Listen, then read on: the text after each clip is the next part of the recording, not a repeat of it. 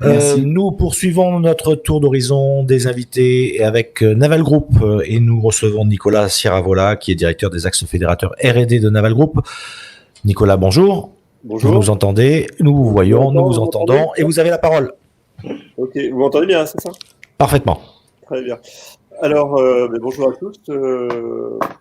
Ce que je voulais dire un petit peu sur la période actuelle, c'est que la crise économique dont vous avez parlé depuis ce matin va conduire tout le monde à repenser le modèle global de notre business.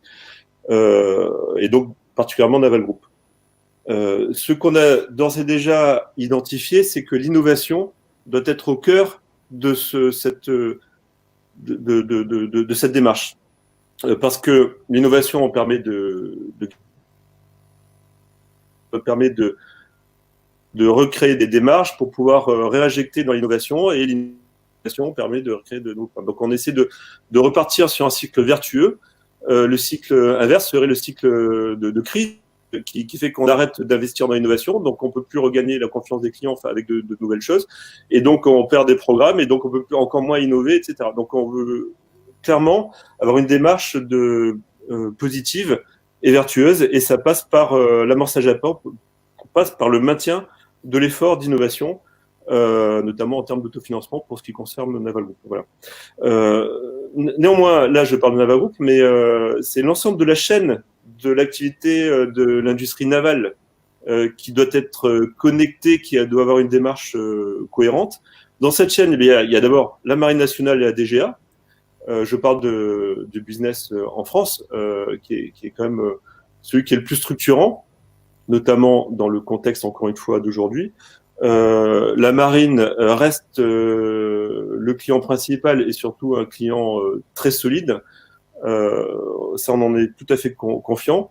Mais il n'en demeure pas moins que même la marine va devoir réinventer son modèle. Très certainement, il va sûrement y avoir de nouvelles réflexions sur lesquelles on espère être associé pour pouvoir partir dans le même sens en fonction du nouveau modèle que la marine va devoir s'imposer sur le plan budgétaire, mais aussi sur le plan stratégique, c'est-à-dire l'échelle au-dessus, c'est-à-dire à quoi ça sert de faire de nouveaux bateaux, de nouveaux systèmes d'armes. Voilà, donc c'est l'ensemble de cette réflexion qui doit être cohérente. Et puis de l'autre côté, il y a aussi tous nos partenaires, les grands, Thales, MBDA, Safran, etc., les PME, les startups, et qui doivent être au cœur de cette réflexion, puisque je parlais d'innovation. Notre PDG nous a rappelé pas plus tard qu'hier, dans la partie de la groupe qui fait justement de la R&D, que l'open innovation était un enjeu majeur pour structurer nos relations, et il y croit réellement. Il veut vraiment que ce soit une vraie relation de travail entre nous, et une vraie source d'opportunités de promouvoir cette innovation. Voilà. Merci beaucoup, Nicolas. Je vais vous interrompre parce qu'effectivement, le temps est imparti et dépassé. Mais par contre, c'est très intéressant ce que vous venez de nous dire, parce que c'est un des thèmes que nous aborderons lors de la table ronde dans quelques instants.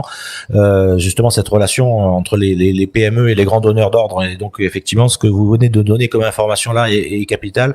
Alors, j'ai juste demandé techniquement là, pour ceux qui sont connectés pour la table ronde, d'attendre un petit peu, parce qu'en fait, on ne peut prendre qu'un certain nombre de personnes. On est un petit peu en retard. On a 2-3 minutes de retard. On va poursuivre nos invités. Donc, déconnectez-vous, vous vous reconnectez.